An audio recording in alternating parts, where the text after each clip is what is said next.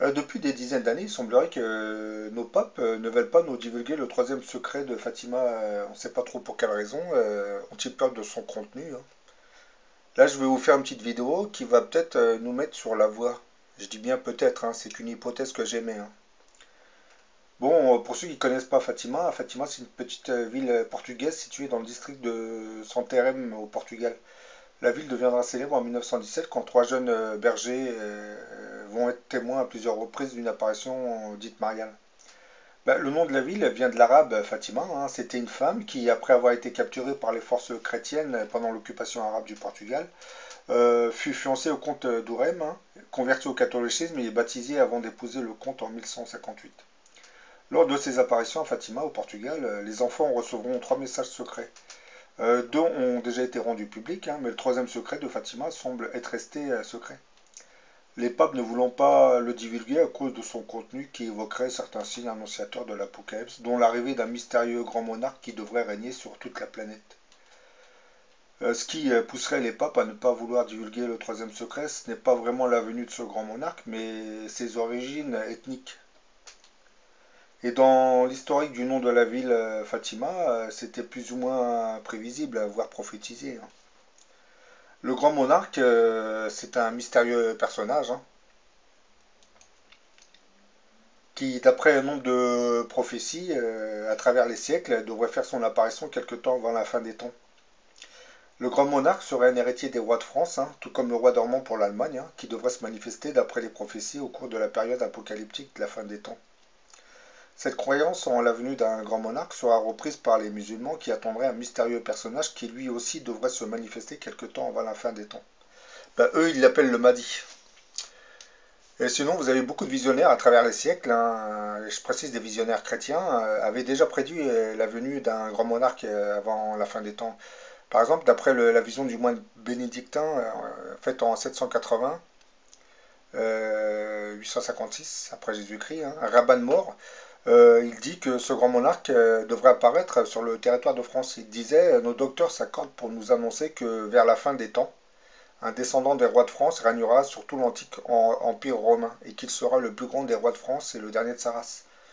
Bah là, on nous explique que le grand monarque va reprendre l'ancien empire romain, donc il était assez vaste, hein, l'ancien empire romain, donc il va contrôler une vaste région de la planète, hein, plusieurs pays, je dirais même.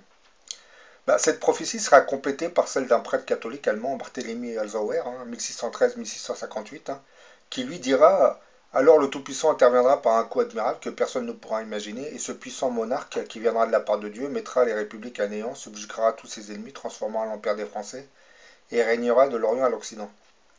Bah, cette idée sera confortée par le père Padre Pio qui disait que la France cacherait un secret qui devrait se manifester à l'heure établie, c'est-à-dire à l'heure de Dieu. Bah là, comme vous voyez sur la vidéo, vous avez le Sacré-Cœur qui domine la ville de Paris. Bah, on se demande vraiment pourquoi le Sacré-Cœur a été construit en hauteur. Et on aurait pu le construire ailleurs, mais il a été construit en hauteur pour vraiment dominer la ville de Paris. Est-ce que c'est un signe annonciateur? Bon, j'en sais trop rien, mais bon, c'est étrange quand même, hein, parce qu'il domine bien la ville de Paris, le Sacré-Cœur. Sacré-Cœur qui veut dire cœur sacré de Jésus, hein. Bah, de son côté, vous avez le bouddhisme nous disait que dans une prophétie que le Bouddha d'Occident, hein, qu'ils appellent le Maitreya, apparaîtrait dans un pays dirigé par le roi des coqs, 3000 ans après la mort de Bouddha. Bah, la France, c'est bien le pays des coqs, hein. Quant à 3000 ans après la mort de Bouddha, ça nous ramène quelques temps après la Deuxième Guerre mondiale. Mais bon, ça c'est fictif, hein. Je peux pas dire que ça soit vraiment, ça correspond. En gros, si on suit la prophétie du bouddhisme, le grand monarque devrait naître entre les années 50 et les années 2000, logiquement, d'après cette prophétie, hein. Précisons-le. Bah, toutes ces prophéties, comme je l'ai expliqué, convergent vers le même pays, hein, la France. Et en travaillant sur la symbolique sacrée du chiffre 7 que l'on retrouve dans les trois religions monothéistes, hein, on peut même songer au département de naissance de ce grand monarque dans le futur. Pour ce qui est de la symbolique du chiffre 7, hein, bon, on l'a retrouvé dans la Bible, Dieu créa le monde en 7 jours. l'Arche de Noé s'échoua au septième mois de l'année, les sept trompettes de Jéricho, le pharaon fera un rêve où sept vaches vont apparaître. Le chiffre 7, on le retrouve aussi dans l'Apocalypse de Saint Jean, c'est le livre prophétique qui annonce la fin des temps. On parle d'une bête à sept têtes, des sept trompettes de l'Apocalypse, des sept fléaux. On en parle aussi dans le Coran, hein. Le Coran, dans l'islam déjà, elle est apparue au 7e siècle, hein. La première sourate du Coran commence par 7 versets. La ville de la Mecque est entourée par 7 montagnes. Il y a 7 cieux, 7 mers. Bref, bon, on le trouve un peu partout, hein. Et chez les bouddhistes aussi, le chiffre 7 est très sacré. Et dans beaucoup de cultures sur Terre. Bah, ce chiffre 7, c'est probablement une fiche d'identification du créateur, hein. C'est pour cette raison que je pense à certains départements bien précis en France. Donc, comme je l'explique, ce grand monarque serait donc un personnage mystique autour duquel devraient graviter les signes et événements qui annonceraient la fin de notre monde. J'ai bien dit la fin de notre monde, hein, pas la fin de notre planète. Sa venue, logiquement, doit précéder celle du retour du Christ, car elle serait missionnée pour nous y préparer. Et comme le précisent certaines prophéties, elle devrait faire son apparition sur le sol de France. Mais où? Le seul département qui retienne toute notre attention est sans aucun doute celui de la Seine-et-Marne, hein, dont le code postal est 77. Parce que j'ai regardé l'autre département qui est 07, mais bon, ça ne correspondrait pas. Parce qu'en regardant attentivement l'aspect de ce département 77, on est un peu intrigué par ses contours qui semblent nous dessiner le profil d'un être barbu. Le département de Seine-et-Marne sera tracé, les contours du département de Seine-et-Marne seront tracés pendant la Révolution française le 4 mars 1790. Il regroupe plusieurs parties de l'île de France, hein, de la Brie et de la Champagne. Il tire son nom du fleuve Seine et de la rivière Marne. Comme vous le voyez sur la vidéo, en regardant attentivement la carte de ce département, du moins les contours, on est quand même intrigué, hein. Ça laisse apparaître un profil de barbu. Vous voyez, j'ai fait un petit dessin pour vous indiquer où se trouverait la fameuse barbe, hein. La barbe se trouverait être dans le sud du département et symbolisée par la forêt de Fontainebleau. Donc, est-ce que c'est un signe annonciateur? Est-ce que c'est l'œuvre d'une volonté divine ou un simple hasard? Ça, j'en sais rien. Mais qui plus est, ce département, par ses contours, est assez étrange quand même. Et tout à l'heure, je parlais de la symbolique du chiffre 7. N'oublions pas que la Seine mesure 777 km de long, hein. Ça, c'est d'autres signes qu'il faut enregistrer, hein. Je pense que le grand monarque de la tradition chrétienne européenne et le Mahdi de la tradition islamique, hein, seraient deux figures très proches et une étude plus poussée.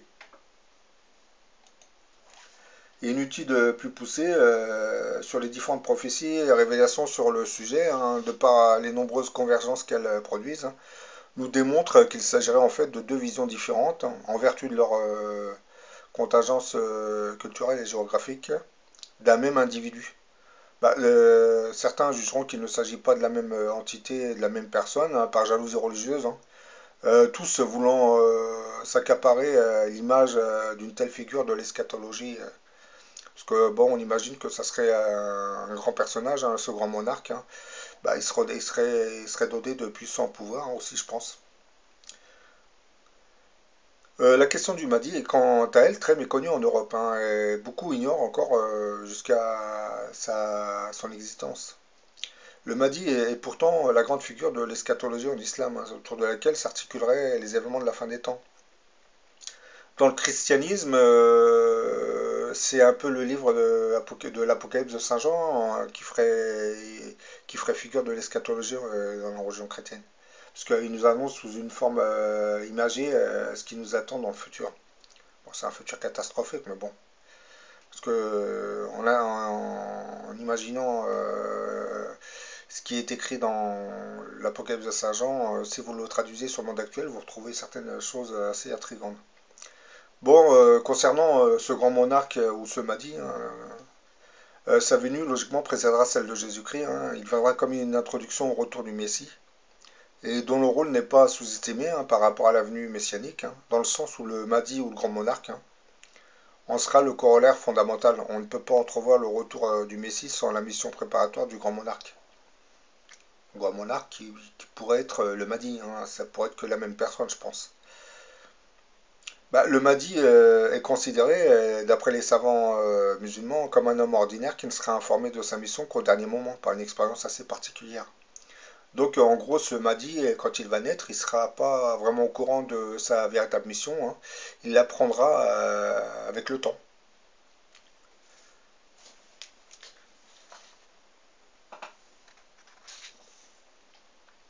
Bah, vous savez, si le grand monarque correspond à ce fameux Mahdi annoncé par les musulmans, cela sous-entend que le grand monarque qui gouvernera probablement notre monde, hein, sera en fait un musulman. Ce qui risquerait de provoquer un gros problème pour les papes.